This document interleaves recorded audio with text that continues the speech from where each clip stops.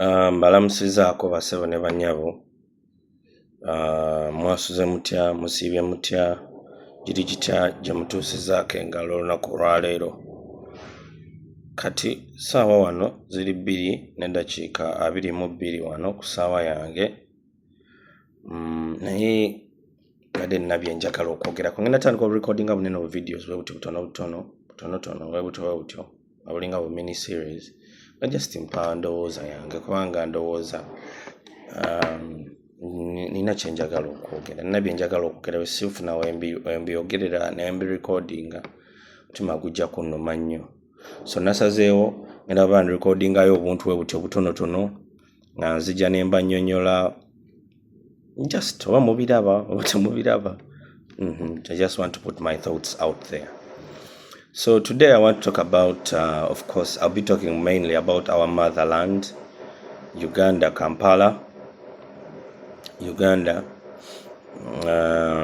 because it is our home. It is the only place where you go and no one will ask you, osulawa, overawa, okola biki biki okitegeera. It's your home. It's where you belong. That we've tried to go to other countries, we've tried to migrate and go to other places, but still you don't feel like you belong there. So it's prudent that we try to talk about our home, and we brainstorm to come up with ideas on how to make it better for us, or we try to emulate what other developed countries, the ones that we strive to go to, what they have done. We try to bring it back home, and we make our motherland even better, you know. So kyembali njagala okwogerako leero njagala kwogera ku priorities za government yaffe n'abakulembeze.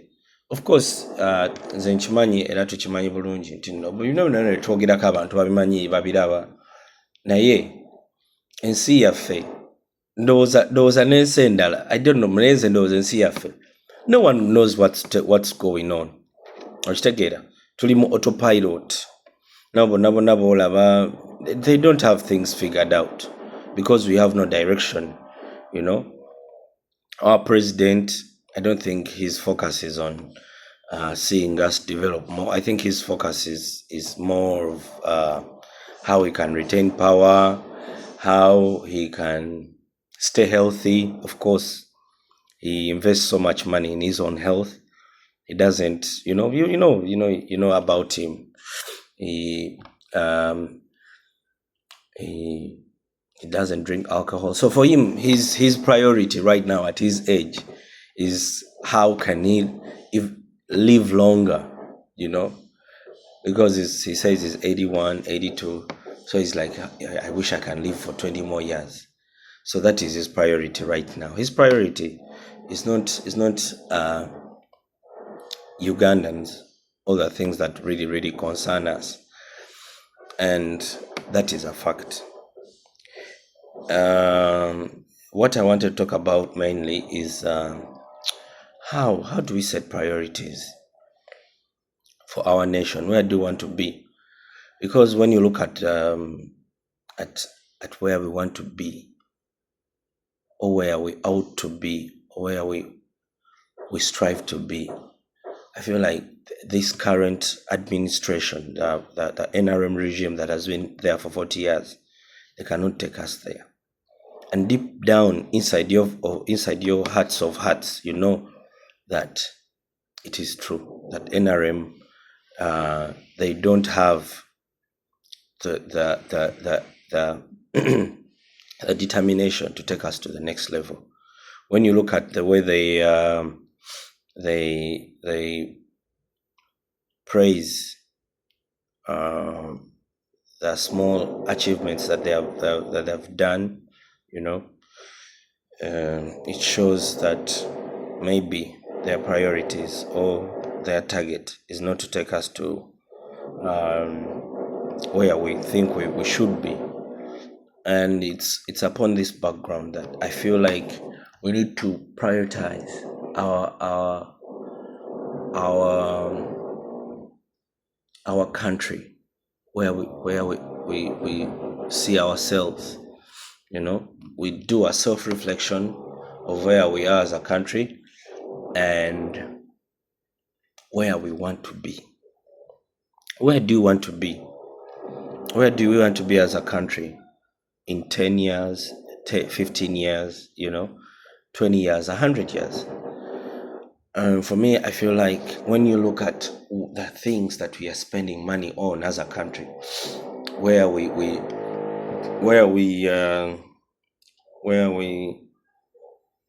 allocate like the biggest chunks of the budget, of the national budget, it shows exactly that maybe our priorities at this point in time are not the right priorities, And when you look at ngenda kudamuko mu Luganda, bw'otunulira n'olaba nti nno tuddira ssente ne tuziteeka mu Atiak sugar, a lot of money, billions and billions of money, ate n'ogenda ne bakola review ne balaba nga tewaliyo na mpeke ya sukali yali efulumizibwako, n'olaba n'ogamba bannayuganda obuzibu bwaffe bwa sukaali, bannayuganda obuzibu bwammwe temulina sukaali amala, mwagala kwongera kukola sukaali munywe, and with all the information that we have at hand, how harmful sugar is that the priority? Is that where we want to invest our money as a nation? Because now we know that sugar is not good. Maybe 10, 20 years, 30 years back, 40 years, people didn't know what the health risks of taking too much sugar. But now we know. We know that sugar is not good. So when you get a lot of money and invest it in a sugar company, are you really, really, really foresighted as a government, as our leaders that we entrusted us our power with,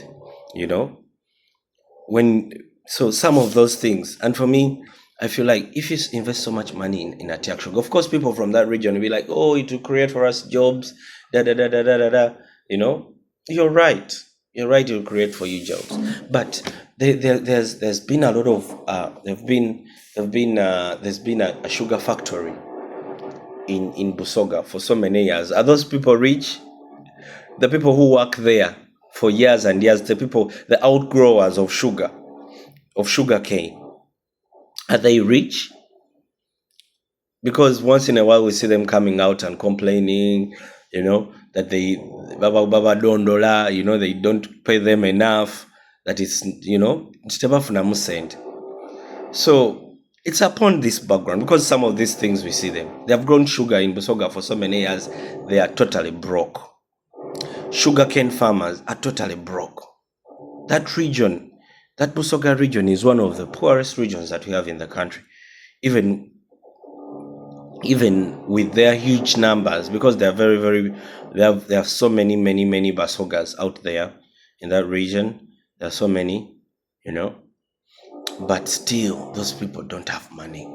So when you get money and invest it in a sugar factory, you already have a case study of one that has been there for 50 years, 60 years, and we don't see the dividends. I think it's not the right thing to do. I don't know, maybe economists have done the math, but for me, just plain knowledge, I think it's not the right thing to invest in money. I feel like if we use that same money and maybe invested it in maybe a railway station or railway that goes up to that region, I think it will make movement easier for people. You open up the country for development, that people can go to different parts of the country freely and efficiently, or you can set up Of course, this is recreational. You can set up a cable car network, you know, maybe not in Atiak, maybe in Kabale, maybe next to Mountain Renzori, you know, set up a cable car network. People can, because not everybody can go mountain climbing on top of the mountain, on top of that tall mountain that is almost 4,000 meters above sea level, you know. So not everybody can climb there. What if you set up a cable car? You say, okay, if you want to go on top of mountain Renzori, you can use the cable car, and you have to pay maybe like 100,000. So if you know how much returns you can get on that, it's recreational, but I'm telling you, I don't know if they have cable cars in Kenya or in Tanzania or in Rwanda or anywhere. I feel like people would, you set up a cable car network and you massively advertise, and you're like, oh, you can go on a cable car to this place, you put it out there. People will come from nearby countries and they'll come to experience this. So if you're charging 100,000 per ticket and you get like 1,000, I'll just give the bare minimum, like 1,000 people every day, every day, and I'm telling you, on average, it might be even more. It might be more. There are days when you're going to get like 10,000 people, or even more, like holidays. But we are just giving you an average of 1,000 people every day, and everybody is paying 100,000 to go up on the mountain. You know, we are looking at about 100 millions or more, you know, every day. Every day. So in a month, you have 3 billions. 3 billions. I don't know how much you projected that sugar company to make. I don't know, but I feel like that is not a bad return. And we are talking about a cable car that you install once, you know. You install once, what you just pay for is maintenance and all that, you know. But look at the picture. Look at the picture. So we are looking at getting so much money in return, and also the nearby places. They're going to build up lodgings for people to stay in, restaurants, souvenir shops. All this, the trickle down effect is going to be amazing, and it's going to be massive. You're looking at people coming over there for tourism and leaving a lot of money there. So for me, I feel when we invest that money, like I said, priority, if we put that money to the right use, or you invest it in the right areas, or in Islam tuchiita niya. No bumalirivu, niya means bumalirivu. No bumalirivu nga you have the good intentions behind this move. There's no way we can fail, and let no one convince you that it is too complicated to develop a country. No. You just have to have the right mentality. Just have the right intentions, the right mentality. I'm telling you, everything is going to fall in place. So I'll stop this for now. I hope I made sense. My intention was to make sense. I hope I did. So bye-bye.